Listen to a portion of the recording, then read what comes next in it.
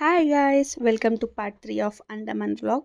ಇದು ಪಾರ್ಟ್ 3 ಆಗಿದೆ, but day 2 ಅದು ಜ್ಞಾಪಕ. ಸೊ ನಾವು ಹೋಟೆಲ್ ಬೆಲ್ಲಾ ಲೈಟಿಂದ ಹೊರಟು ಫಸ್ಟ್ ಪೋರ್ಟಾಗಿ ಬಂದ್ವಿ. ಅಲ್ಲಿ ಚೆಕ್ ಇನ್ ಮಾಡ್ಕೊಂಡ್ವಿ ನಮ್ಮ ಟಿಕೆಟ್ಸ್ನ. ಅಲ್ಲಿಂದ ನಾವು ಫೆರಿ ತೊಗೊಂಡ್ವಿ. ನಾವು ಬಂದಿದ್ದು ಫೆರಿ ತೊಗೊಂಡಿರೋದು ನಾಟಿಕಾ ಫೆರಿ.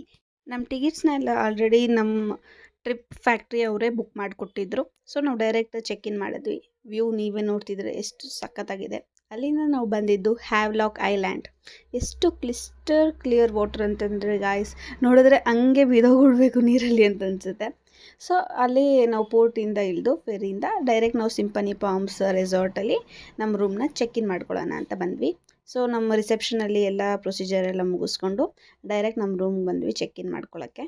ಸೊ ಲಗೇಜ್ ಎಲ್ಲ ಡ್ರಾಪ್ ಡೌನ್ ಮಾಡಿಬಿಟ್ಟು ಅಲ್ಲಿಂದ ನಾವು ಹೊರಟ್ವಿ. ಅಲ್ಲಿಂದ ನಾವು ಎಲ್ಲಿ ಬಂದಿರೋದು ಅಂತ ಗೆಸ್ ಮಾಡಿ. ಹ್ಯಾವ್ಲಾಕಲ್ಲಿ ಫೇಮಸ್ ಬೀಚ್ ಅದೇ ಕಲಾಪತಾರ್ ಬೀಚ್ಗೆ ಬಂದ್ವಿ ನಾವು. ಸೊ ಅಲ್ಲಿ ಕಲಾಪತಾರ್ ಬೀಚಿನ ನೀವು ಅಲ್ಲಿ ಪೋರ್ಟಲ್ಲೂ ನೋಡಿರೋದು. ಇಷ್ಟೇ ಕ್ಲಿಯರ್ ವಾಟ್ರ್. ಎಷ್ಟು ಕ್ಲಿಯರ್ ಅಂತಂದರೆ ಗಾಯ್ಸ್, ನೀವೇ ನೋಡ್ತಿದ್ದೀರಾ. ಆ ಕಲರ್ಸ್ ನೋಡಿದ್ರೇ ಫಿದಾ ಆಗಿಬಿಡ್ಬೇಕು, ಅಷ್ಟು ಸಖತ್ತಾಗಿತ್ತು ವ್ಯೂ ಅಂತೂ. ಆ ವ್ಯೂನ ತುಂಬ ಚೆನ್ನಾಗಿ ಎಂಜಾಯ್ ಮಾಡಿದ್ವಿ ನಾವು. ಸೊ ಆ ವ್ಯೂನ ಎಂಜಾಯ್ ಮಾಡಬೇಕಾದ್ರೆ ಅಲ್ಲಿ ಕಲಾಪತಾರ್ ಅಂತ ಯಾಕೆ ಅಂತಂದರೆ ಅಲ್ಲಿ ಬೀಚ್ ಒಳಗಡೆ ಎಲ್ಲ ಕಲ್ಲುಗಳಿರುತ್ತೆ. ಸೊ ಅದಕ್ಕೆ ಅದು ಕಲಾಪತಾರ್ ಬೀಚ್ ಅಂತ ಹೆಸರು. ಅಲ್ಲಿಂದ ನಾವು ನೆಕ್ಸ್ಟ್ ಲಂಚ್ ಬಂದ್ವಿ. ಲಂಚ್ ಎಲ್ಲ ಮುಗಿಸ್ಕೊಂಡು ನೆಕ್ಸ್ಟ್ ರಾಧಾನಗರ್ ಬೀಚಲ್ಲಿ ಫೋಟೋಶೂಟ್ ಇತ್ತು. ಸೊ ಆ ಫೋಟೋಶೂಟ್ನ ಎಂಜಾಯ್ ಮಾಡಿಕೊಂಡು ಸನ್ಸೆಟ್ ವ್ಯೂ ಎಲ್ಲ ನೋಡಿಕೊಂಡು ನೆಕ್ಸ್ಟ್ ನಾವು ನಮ್ಮ ರೆಸಾರ್ಟ್ ಸಿಂಪನಿ ಪಾಮ್ಸ್ಗೆ ಬಂದ್ವಿ. ಡಿನ್ನರ್ಗಂತ ರೆಡಿ ಆದ್ವಿ. ಅದು ನನ್ನ ಸ್ಪೆಷಲ್ ಡೇ ಆಗಿತ್ತು. ಅವತ್ತು ನನ್ನ ಬರ್ಡೇ ಆಗಿತ್ತು.